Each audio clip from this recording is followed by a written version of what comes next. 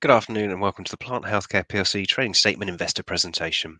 Throughout this recorded presentation, investors are being listen-only mode. Questions are encouraged and can be submitted anytime via the Q&A tab situated in the right-hand corner of your screen. Just click Q&A, scroll to the bottom, type your question and press send. The company may not be in a position to answer every question it receives during the meeting itself. However, we'll review all questions submitted today and we'll publish responses where appropriate to do so. Before we begin, I'd like to submit the following poll. I'd now like to hand you over to Chris Richards, CEO, Jeffrey Hovey, CFO, and Jeffrey Tweedy, COO. Good afternoon or good morning. Good afternoon. Thank you very much, Paul. Hi, I'm Chris Richards, CEO of Plant Healthcare. Happily today speaking from Plant Healthcare's offices here in Raleigh, North Carolina, together with my colleagues, Jeff Tweedy and Jeff Hovey, the CFO. So that will all join in this presentation. That being said, let's get going, if we may, to the first slide. We're very, very pleased today to be announcing our 2021 trading statement, which shows outstanding results in 2021. In terms of revenue, we were up 28% on last year. Our gross margin was up 300 basis points to 59%. Now, our cash burn increased by $1 million to $3.7 million. 10 months ago, we raised money from investors to accelerate the launches of our PRETEC vaccines for plants products, which we'll talk more about in this presentation. So we increased our investment in those product launches, so we burned more cash.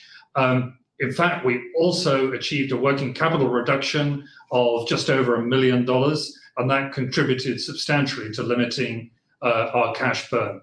But we did finish the year with just over $9 million of cash, which means that we're well funded to cash break even.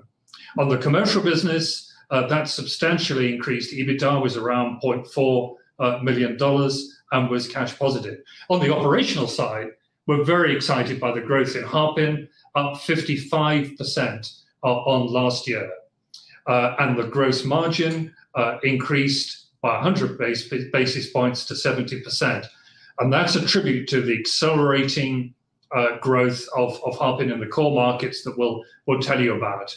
As we strengthen further our market access, and we're now working with 4 of the top global agro input distributors. Finally, there's a lot in the trading statement about our real excitement about our PRETEC vaccines for plants platform. We've secured low-cost production. We've launched our very first product in Brazil into a market where farmers are spending $2.5 billion on controlling diseases. We'll tell you more about that. And we're on track for major US launches this year and next year to achieve our objective of at least one major product launch from the Vaccines for Plants platform every year. And each of those product launches should lead to sales in the $10 million range or more. So we're very pleased with our progress in 2021. What I would like to do, though, is just step back quickly as a reminder on the next slide of who Plant Healthcare is and a little bit of where we've come from over recent years. First of all, Plant Healthcare, we're all about sustainable agriculture. We supply cost-effective products which help farmers to grow more crops in a more sustainable way, in a more environmentally friendly way. And that's a market that's growing very substantially and is anticipated to be worth something like $19 billion in 9 or 10 years' time. And we were delighted during 2021 that the LSE granted us the Green Economy mark as a really important third-party endorsement of our sustainability credentials. Now, I always like people to think about our business in 2 halves, the commercial business, and then our new technology, the PRETEC vaccines for plants. So in the commercial business, HARPIN, we've already talked about 55% growth in 2021. We've repositioned that product over the last few years, and that's mainly been Jeff Tweedy's really impressive work. That is what is now resulting in this great product getting good traction in large markets. So we have access to 52 million hectares of crops through major distributors. And that HARPIN is gaining us a 70% gross margin. So it's a very profitable and cash generative business. As we grow, we anticipate that EBITDA will grow very, very strongly. And on the new technology side, the PRETEC vaccines for plants, we've invested more than $25 million over the last 8 years. This is an extraordinary and really interesting disruptive platform technology with great IP, more than 20 patents filed. We started out, some investors may remember, trying to partner with major agrochemical companies. And that didn't work really well for us. And we realized that the optimal partners for us are, in fact, the same distributors who are our partners for HARPIN Alpha Beta. And I'm very, very comfortable with the way that change in strategy is panning out. Particularly, it's exemplified by the launch of Saori in Brazil through Nutrien, which is the world's largest distributor. And Jeff Tweedy will tell you more about that partnership in a little bit. Now, it does mean we're investing in product registrations and development work for annual launches, which has increased our cash burn a little bit in the short term, but I'm absolutely convinced that investment will yield a really good harvest for investors over time. And again, I want to emphasize the low-cost toll manufacturing we established towards the end of last year with a European producer, and we now have enough volume to be able to satisfy all of our forecast global demand at cost of goods, which should guarantee us margins comparable to the 70% that we are already achieving with HARPIN. And finally, we are absolutely convinced about our ability to get to cash break even within our existing cash reserves. So Plant Healthcare has been substantially repositioned over the last few years. We're in a great place now, and that's shown by our strong 2021 performance in all areas, and that's a track record we intend to build on and accelerate in the future. So on the next slide here, just a reminder of where we anticipate being our aspiration for 2025. Each of those opportunities with HARPIN Alpha Beta that we talk about, that Jeff Tweedy will give you more detail on in a minute, corn in the US, specialty crops, that is fruits and vegetables in the US, sugarcane in Brazil. These are very large opportunities. And so we're pretty confident that they will in due course get us to $30 million of revenue. Add on to that the PRETEC with the Brazil Saori launch we see as a $10 million target, and the US launches that Jeff Tweedy will tell you more about this year and next year. We see these as at least $5 to $10 million targets. So by 2025, we aspire to have revenues of more than $30 million. Clearly, between now and then, we will be cash positive.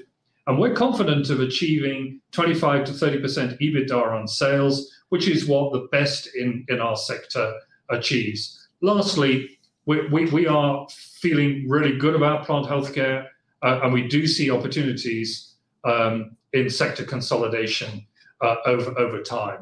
So our delivery in 2021 gives us a lot of confidence that we're on track to achieve those targets in 2025. So that being said, I'd like to pass to Jeff Tweedy now to take you through the next slides, please, Jeff. Thanks, Chris. As Chris said, we have really strong performance, and that begins with our customers. I'd like to thank our customers, strong relationships that we built over the years. And to drill down into that, our US corn business and sales was up 133% this year.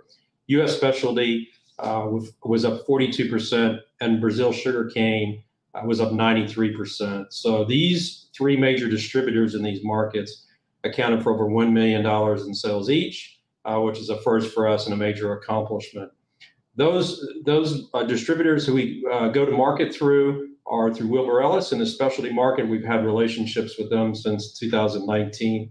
Coplacana in Brazil since 2018. We have a new relationship with Agri, which we announced last year, and we expect very positive results from that in the future in our European business. And then we do have a very strong distributor in the corn market, and had that relationships since 2018. And these relationships are really allowing us to accelerate the adoption in these very large markets. And I think that's what really separates us from other players in this market. Now, if we move to the next slide, just spending a bit more time on some of these distributors. WILBUR ELLIS is a very strong partner. They're the 4th largest distributor in the US. They have about 160 locations in 21 states. And I think what really makes them unique and important for us is they have 650 people in the field. So along with our 2, we can really leverage that staff to really promote our products with growers. They have exclusivity with the Employ brand, and it's a strategic alignment. So it's a very good partnership that we share with them. They joint development now that we have the PRETEC peptides coming. They are helping us joint develop those, and we're expecting launches of PHC 279 and 949 over the next 2 years, which is very exciting. And they're a major, really important partner for us, and work very well with our team and their teams. If we move to the next slide, just a little bit about their business. Our on-ground sales, which is something that we really track closely with them, grew 116%. And why that's important is that we want to make sure that we understand where the product's going, we build plans, and that we are implementing those plans to really get strong adoption of the product. The U.S. specialty market is worth more than $1 billion. Our sales are really focused on apples, cherries, blueberries. And then in California, the growth will come from almonds and grapes. We have developed forecasts with WILBUR ELLIS, and we expect those midterm sales to be somewhere around $10 million with them.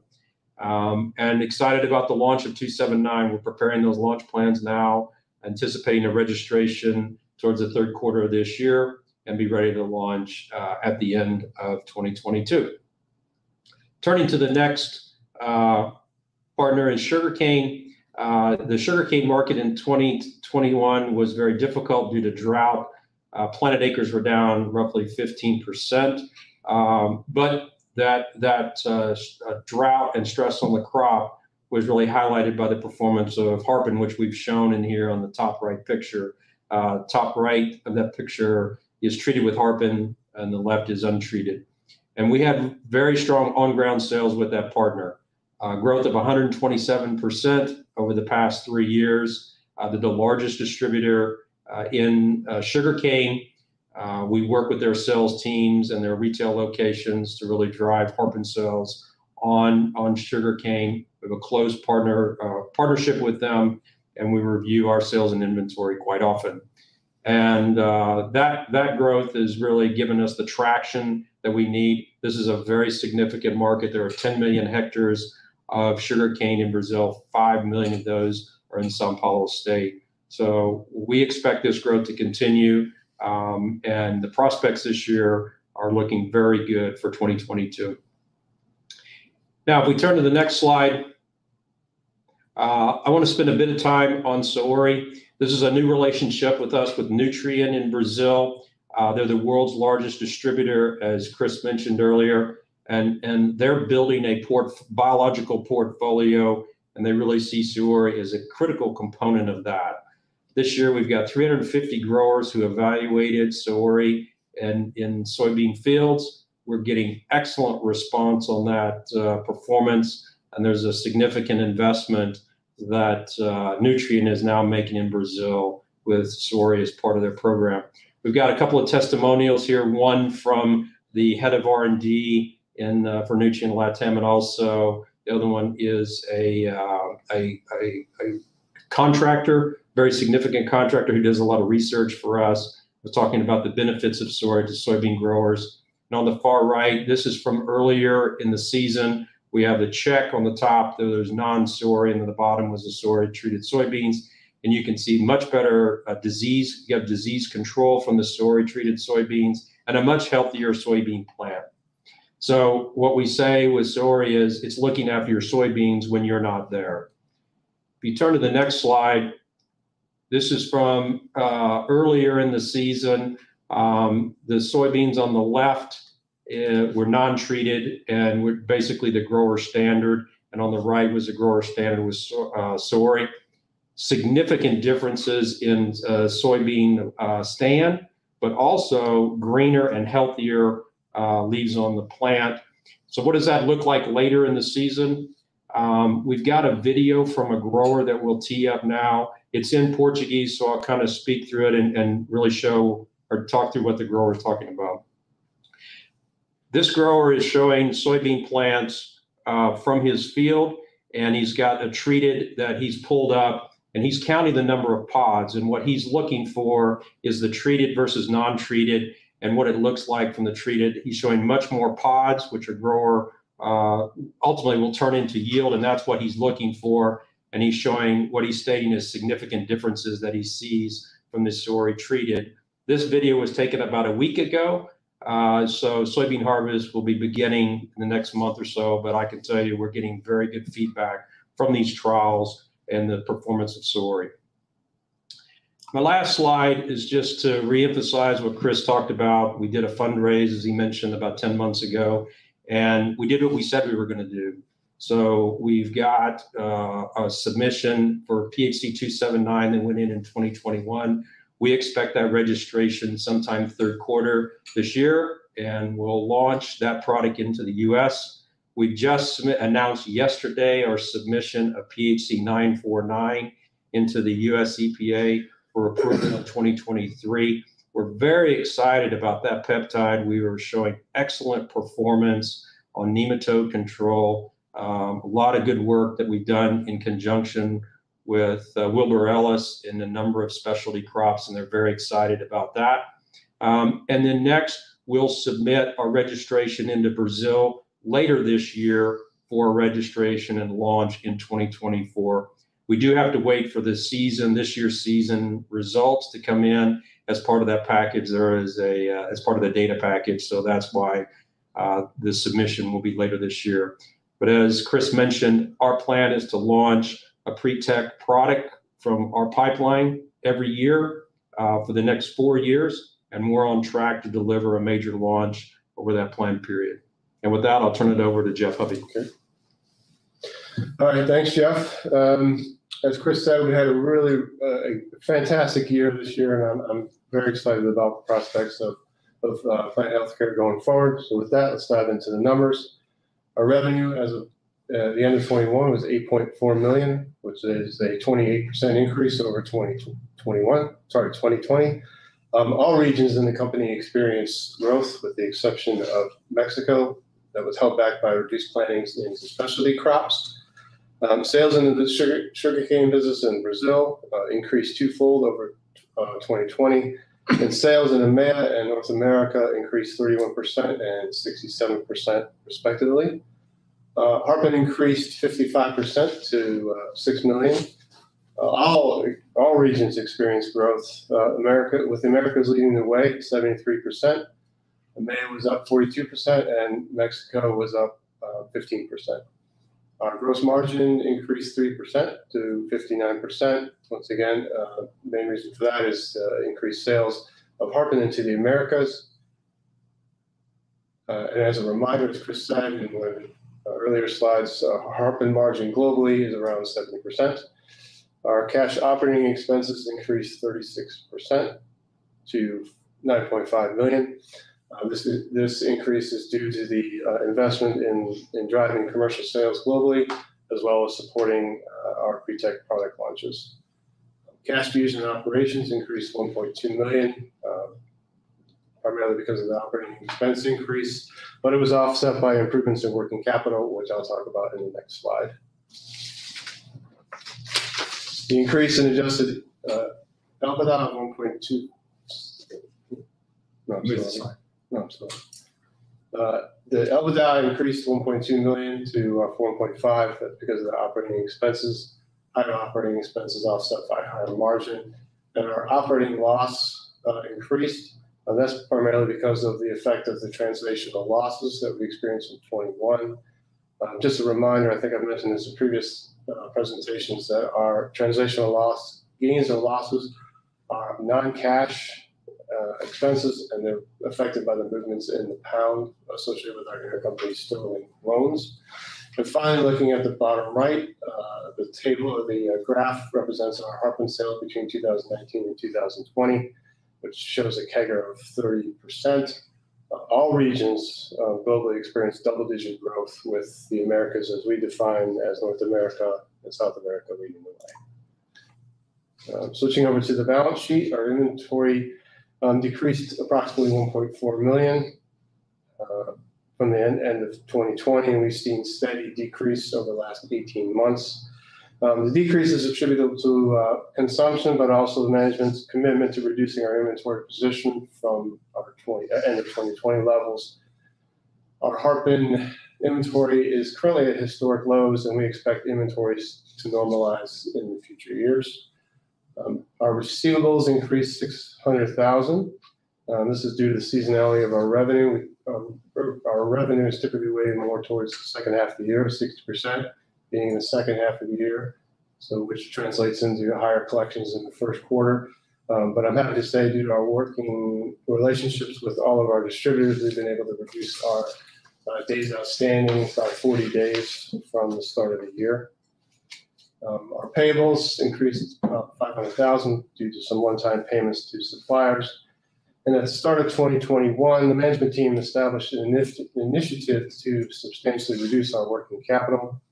I'm very pleased to say that we were able to do that, and we improved our working capital about 1.1 million, or 22%, to 3.9 million, primarily due to the reduction of inventory.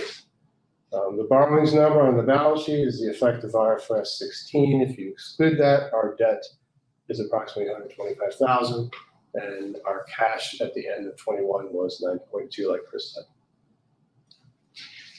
Thank you very much for that, Jeff. So just to wrap up here, Plant Healthcare, we are in the sustainability space. So that's really important, I think, for many investors. We tick that box very strongly. We had a very strong, I think you'll agree, 2021 result. And we are confident going into 2022 because we have pretty good visibility of what our distribution partners plan to sell. We're on track to achieve our aspiration in 2025 of more than $30 million sales. And that is driven largely by our unrivaled market access, these great partnerships with distributors that Jeff Tweedy spoke about earlier on. And by the way, at the risk of advertising Investor Meet Company, we did a really good session a couple of weeks ago with WILBUR ELLIS. It's worth taking a look at that to understand in a little bit more depth how that works for us. So from an investor point of view, we're harvesting the $25 million sunk investment in PRETEC, and the successful launch of Saori in Brazil at the end of last year is great testament to that. And we plan to do a major launch of a PRETEC-based product, of vaccines for plants product, every year for the next few years. We've delivered low-cost sourcing, which gives us good visibility of strong of gross margins, and we intend to reach cash positive within our existing reserves. And finally, again, we will in due course explore opportunities in sector consolidation. So there we go, Paul. Thank you very much indeed for your presentation. Ladies and gentlemen, do please continue to submit your questions using the Q&A tab situated in the top right-hand corner of your screen. Just want to take a few moments to review those questions submitted today. I'd like to remind you that the recording of the presentation, along with a copy of the slides and the published Q&A, can be accessed via your investor dashboard. Chris, perhaps we could just go ahead with one pre-submitted question that we received, and I think it's probably more for Jeff, actually. It reads as follows. With the large inflation seen in fossil fuels and the knock-on impact for fertilizers, how are you seeing farmers prioritize their expenses between fertilizer and HARPIN/PRETEC? Yeah, it's a very good question. I would say a couple of things. I think growers, first of all, very large growers have kind of hedged or they've purchased ahead. We have seen some market research where growers plan on either changing to different crops, possibly going from corn to soybeans, but also cutting back on fertilizer.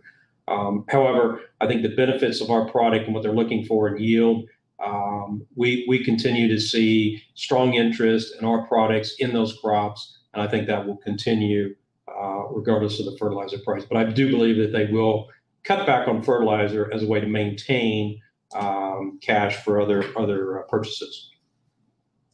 Fantastic. Thanks very much indeed, Jeff. We have received a number of questions throughout today's presentation. And Chris, if I may just hand back to you just to perhaps read those out where appropriate to do so and pass them around the team. Thank you. Sure, absolutely. Thanks, Paul.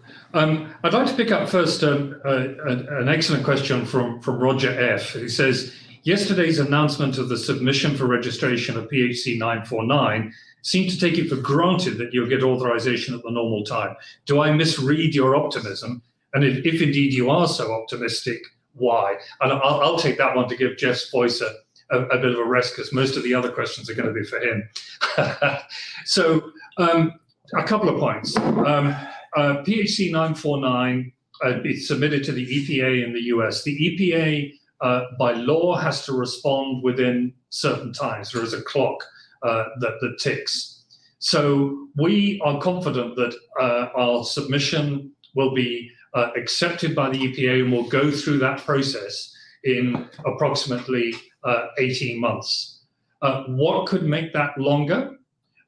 Firstly, at the moment, the EPA is still suffering a little bit of a pandemic delay in certain areas, and they have the power to stop the clock if they want to. And secondly, we could have made a mistake in our submission. Frankly, at this point, we're confident. We have built in a little bit of leeway there, that we will have registration of PHC 949 in time to launch the product towards the end of 2023. So we've got a bit of a hedge in there. We are optimistic, but of course, until a registration achieved, as they say, the show ain't over till the fat lady sings. So there is a certain risk there, but we are currently feeling very good about that timescale. Of course, the same applies for registration of PHC 279, which we're expecting in the third quarter of this year. There is always a risk that registrations can be delayed, but at this point, we're feeling very good about that timing. So thank you, Roger, for that question. The next one I want to pick up, and I'm going to toss this one to Jeff Tweedy, please. Matthew R. says, what has driven the sales growth, product adoption, and do you see the trends set to continue at that rate? You mentioned you've capacity to deliver on distributor forecasts. How much visibility have you on revenues now? Yeah, it's a good question on the sales growth. I think what's driven that is we have strong partners with unique relationships. So as I showed on the WILBUR ELLIS, 650 reps in the field. We have 2, and so our product is only being sold by them. So they get behind it. They're incentivized by it, and the performance is there. So it must work. But I think that's the first piece of that. And we do see that continuing, and there is strong interest from our partners on all those products. On the capacity to deliver, yes, we have a good capacity, as Chris mentioned. We have a new manufacturing coming online in Europe that will be able to deliver that not only for our new peptides, but also for HARPIN. And we work with our distributors on forecast, but we also manage their inventory on a monthly basis so that we see their consumption, their inventory. We have discussions around that, and when the season's over, then we forecast that out. With a new product like PHC 279, We actually completed an exercise with WILBUR ELLIS last week looking at 5-year forecasts. So we have a 5-year forecast for them for not only PHC 279, but also 949. So we have good visibility of that, which I think which makes the partnership unique and helps us plan our business. Thanks for that, Jeff. I'm going to pick out another question here for Jeff Hovey. Ian M says, did I hear your receivables are 40 days? That's very low for this industry working through distributors. Jeff. Yeah, there's actually 2 questions, I think, related to this. So the receivable, the 40 days was improvement, 40 days improvement from the beginning of the year. Looking at it globally, our DSOs are around 120 days. This depends on the region. In North America, we have really solid payment terms, anywhere from 30 to 60 days. Whereas in Mexico, it's more 90, and other regions, it's in the 150, 180 range. But overall, our DSOs are 120 days. Thanks for that, Jeff. And I think Jeff has covered off also the question from Nida I about payment terms. So I hope that's okay for everybody. I'm going to pick up one myself here from Alex C, which is a really good question. Is there a market in Asia, Australasia for these products, and how does the market size compare to Americas and Europe? Well, the quick answer is yes. Clearly, there's a market in Australia, but the big one is Asia. I would pick out China, India, and Japan. There are very large markets there. I know some of those markets very well. I lived in Japan for 8 years, so I know that one well. So there's huge potential there. Why haven't we gone for it? It's because we've got an awful lot on our plates, frankly. We will start to invest in building the business in other parts of the world once we're a profitable company. And we can do that focusing on our existing geographic footprint. But I really love that question, Alex, because it reinforces my belief that over time, plant healthcare really can grow into a really very substantial company. I'd like to pick up another one from Alex and toss this one to Jeff Tweedy here. Alex C says, who are your main competitors in the biological space? Are there others using peptides in a similar fashion? Yeah, good question. As far as direct competitors to a HARPIN or the peptides, there's not direct competitors out there. I think the main competitor to our space is us getting out there. We've got a lot of growth that can be there. We have differentiated products with unique relationships. There are peptides that in companies, for example, like Vestron, but it's a much different offering. It's a different value proposition. So what we're offering with peptides and HARPIN are completely different than those products. And I think that really speaks to the relationships that we have with our distributors and why they partner with us. As I mentioned Nutrien earlier, they told us in a meeting 2 weeks ago that they evaluated 200 companies in 2021. We were only 5 that they partnered with. And I think that speaks to our technology and the data that we bring to them and the partnership and the relationship. So they're a very large distributor. Everybody's trying to get in the door with them. So having good technology with good people really makes a difference. Yeah, I'd like to compliment what Jeff Tweedy has said there in 2 points. What distinguishes us from our competitors is our products are really, really good.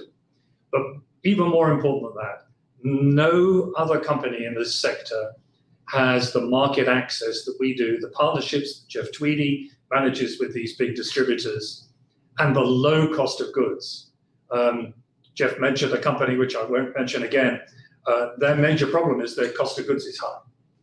So they simply cannot offer cost-effective solutions to growers. So I think we are in an immensely strong competitive position. So I would like to pick out another great question, which I think is also for Jeff Tweedy here, from Nida I. Our distributors, how many millions have they invested in our program, stock financing, common product development, registration, that kind of thing? Jeff? It's a good question again. On the registration, most of that is done by us. We invest most of that in some of the early product development. Where they would invest is, and have significant investment, is not only in co-development with us, but the people they have on the ground. 650 people on the ground is a significant investment, and we get to leverage that. So that's millions of dollars that those distributors invest, like a WILBUR ELLIS, like a Nutrien, like a Coplacana. And that really helps us because we cost share, but we're also using existing resources, and it's a value to them because it creates value in their organization. Thanks, Jeff. Next one I'm going to pick up is from Simon C, and I'm going to toss this to Jeff Hovey, if I may. Simon asks, are you seeing inflation in cost inputs? We are to a certain extent. I mean, the biggest cost we have is our HARPIN, and we've been able to pretty much keep that in line for the last couple of years. We haven't seen much increase in that. We've seen some wage increases, not significantly. I would say overall there's been some pressure, but not significantly for us anyway. And I would just add to that is that as we saw that inflation coming about 8 months ago, we had discussions with a lot of our customers and took pricing up in the market at the beginning of the year. So we signaled that early, allowed them to adjust, but we took that up in some of our major markets and without significant pushback. And I think you're seeing that with a lot of companies. Thanks. That's our pricing power just at this moment is really quite substantial. So that's a really important observation from Jeff Tweedy. I'd like to pick up a couple of questions here, which honestly we did not plant.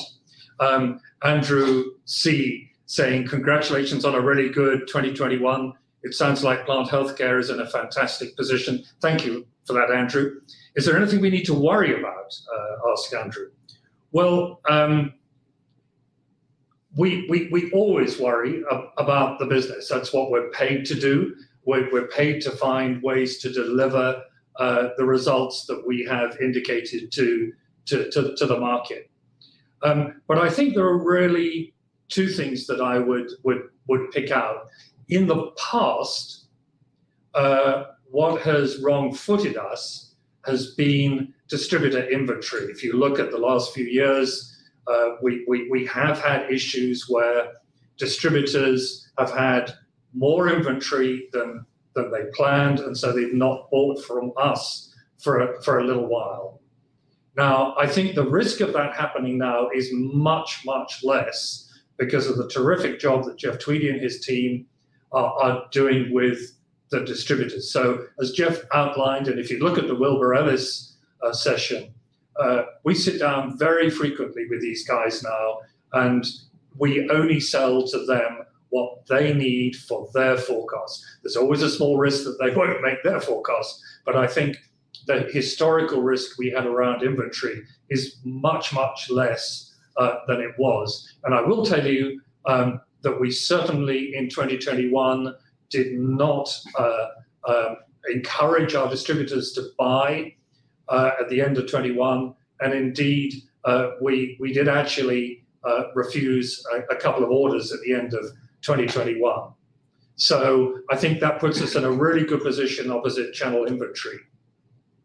The second thing that I would bring out is a little bit what I've referred to already, that there is always the possibility of regulatory delays. If we don't get the registration for PHC 279 in the US, as we anticipate that we will in the third quarter of this year, that could mean that our launch is delayed. We are not anticipating large sales of PHC 279 in the US this year in any case, so I don't anticipate that that would impact significantly 2022, but it could impact 2023. But frankly, I think we are in a pretty good place Phil, right now. So thank you for that question. Richard E asked, should you reach $30 million in 2025, and I'm going to pass this on to Jeff Hovey, What sort of margin would you hope to be making? Maybe that's gross margin and maybe EBITDA margin as well. I'm not going to give specific numbers, but here's what I'll say to that. I mean, based on our revenue projections, based on our cost structure, based on our relationships with our toll manufacturer, based on relationships with our distributors, I would expect, and we've modeled to show a pretty substantial increase in margin from the 2021 levels. And I think that's a conservative view on that. Thanks, Jeff. Questions are coming in thick and fast. Thank you for that. There's a question here I'm going to pass to Jeff Tweedy from Nita I. And the regulatory environment. Are there trends developing which will push the use of our natural products? Are you getting involved into the regulatory education? Yeah, there are trends.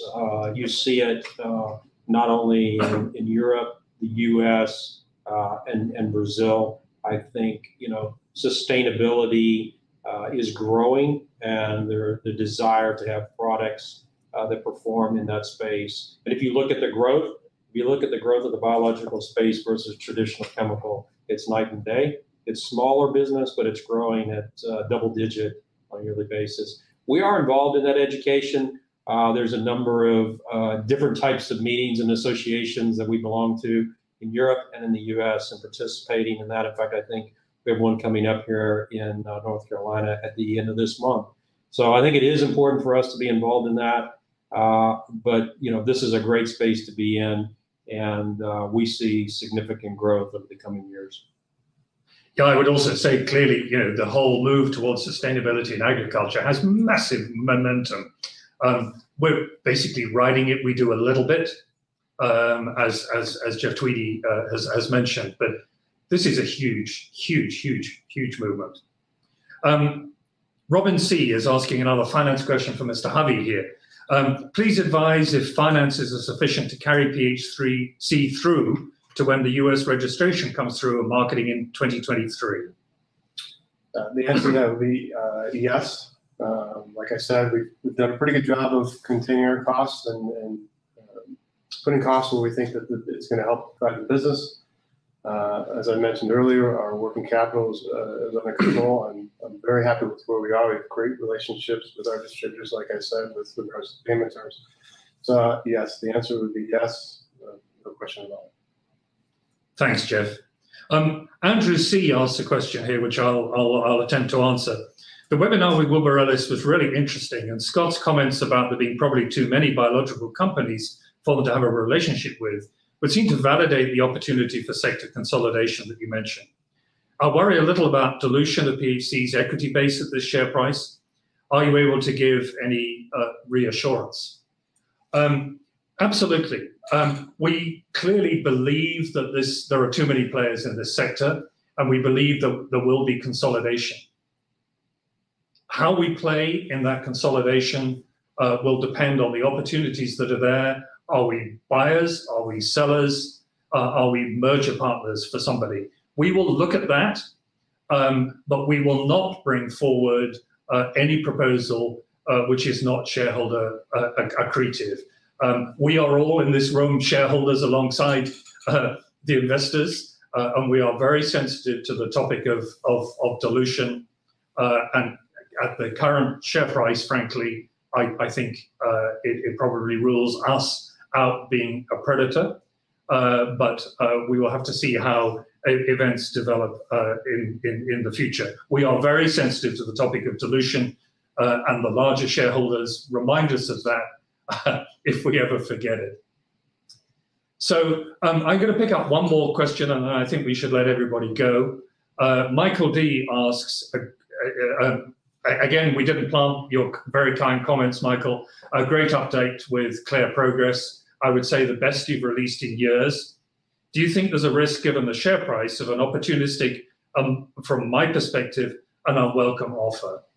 Well, we are a public company. If somebody comes forward who is interested in acquiring the company, if that's in the interests of shareholders, we will clearly look at it. But we will only look at an offer which reflects genuinely what we believe is the future potential of the company. So it would have to be some significant multiples of where the share price is today. I think that you could be assured that none of our shareholders and the people in this room as shareholders will be interested in anything different. But the shareholders will decide at the end of the day. So thank you very much for your questions. Paul, I'll toss it back to you now, if I may. Fantastic. Thank you. And thank you to all of you for asking every single question that we've had come through. So thank you indeed for that. And of course, if there are any further questions that do come through, the company will be able to review those, and we'll publish responses where appropriate to do so on the Investor Meet Company platform. Chris, I guess just redirecting this back at you, just before we direct investors to provide you some feedback, which I don't know is particularly important to you, could I just ask you for a few closing comments, please? Yes, absolutely. Well, thank you, Paul, and thank you, everybody, for your time. We're just reporting a very strong 2021. We plan that is the start of a new trend for plant healthcare. We intend to deliver strong growth in 2022 and 2023 and beyond. We have very strong, well thought out plans supported by our distributors to achieve those targets. A lot of that will be HARPIN, but it will also be supported by the launches of Saori last year in Brazil, the launch with WILBUR ELLIS of PHC 279 this year, and of 949 the year after. The PRETEC Vaccines for Plants platform has enormous potential, and launching a major product every year, each of which has the potential to reach 10 million or more in revenue dollars, that is really exciting for us. And we are harvesting substantial investment in this company that's been made over the last few years, particularly the $25 million in the Vaccines for Plants platform. So now I think reflecting a couple of comments from the investors is a great time to invest in plant healthcare, and we look forward to having you along for the ride. Fantastic. Thank you all for updating investors today. Can I please ask investors not to close the session, as you now automatically be redirected to provide your feedback in order that the management can better understand your views and expectations. This will only take a few moments to complete, and I'm sure is greatly valued by the company. On behalf of the management team of Plant Healthcare PLC, we'd like to thank you for attending today's presentation. That concludes today's session, and good afternoon to you all.